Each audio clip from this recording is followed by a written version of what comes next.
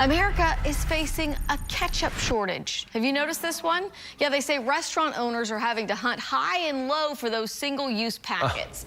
And they say the supply of ketchup just can't seem to catch up to the demand. At the start of the pandemic, many sit-down restaurants could only offer takeout services, and that made those individual ketchup packets the primary condiment.